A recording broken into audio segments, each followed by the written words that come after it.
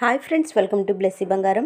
మన యొక్క ఏపీ రాష్ట్ర వ్యాప్తంగా ఉన్నటువంటి ఎన్టీఆర్ భరోసా పెన్షన్ లబ్ధిదారులకు సంబంధించి మన యొక్క ఏపీ సీఎం చంద్రబాబు నాయుడు గారు కీలక నిర్ణయం అయితే తీసుకున్నారు. శుభవార్త అనే చెప్పొచ్చు.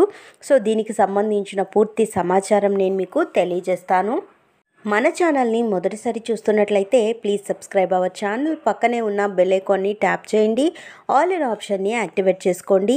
ప్లీజ్ ఫ్రెండ్స్ లైక్ చేయండి. గవర్నమెంట్ నుంచి వచ్చే ప్రతి చిన్న అప్డేట్ ఎప్పటికప్పుడు నేను మీకు తెలియజేస్తూ ఉంటాను.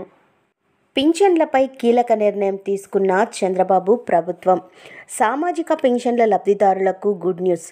ఏపీ ప్రభుత్వం వారికి తీపి కబురు చెప్పింది. గతంలో పింఛన్ల బదిలీ చేసుకునే అవకాశం కల్పిస్తున్నట్లు ప్రకటించిన సంగతి తెలిసిందే. తాజాగా పింఛన్ను బదిలీ అవకాశం కల్పించింది. ఏపీలో ఒక ప్రాంతం నుంచి మరో ప్రాంతానికి పింఛన్ బదిలీ కొరకు ఆప్షన్ ఇప్పుడు ఓపెన్ చేశారు. పింఛన్ను బదిలీ చేయించుకోవాలనుకుంటున్న వారు ప్రస్తుతం వారు పింఛన్ తీసుకుంటున్నటువంటి సచివాలయంలో దరఖాస్తు చేసుకుంటే సరిపోతుంది.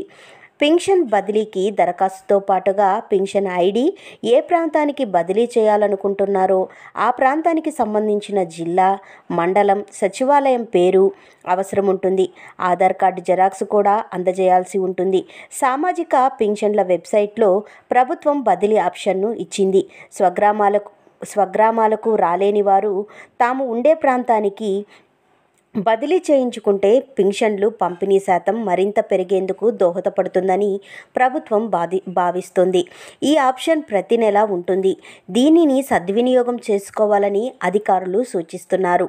సో ఫ్రెండ్స్, చూసారు కదా, మనకు గతంలో ఈ పెన్షన్ ఆప్షన్ను బదిలీ చేసుకునేదానికంటే ఒక ప్రాంతంలో నివసిస్తూ మరో ప్రాంతంలో ఉంటే ట్రాన్స్ఫర్ పెట్టుకోవడానికి ఏపీ ప్రభుత్వం అయితే ఇప్పుడు వెబ్సైట్ అయితే ఓపెన్ చేశారండి. ఎవరైనా ట్రాన్స్ఫర్ చేయించుకోవాలి అనుకున్నటువంటి వాళ్ళు ఉంటే కనుక తప్పకుండా మీరు ఒక ప్రాంతంలో నివసిస్తూ వేరే ప్రాంతంలో తీసుకోవాల్సిన అవసరం లేకుండా మీరు ఎక్కడ నివసిస్తున్నారో అదే ప్రాంతంలో అయితే ఈ పెన్షన్లు తీసుకునేదానికి వీలు కల్పిస్తున్నారు మన యొక్క ఏపీ సీఎం నారా చంద్రబాబు నాయుడు గారు.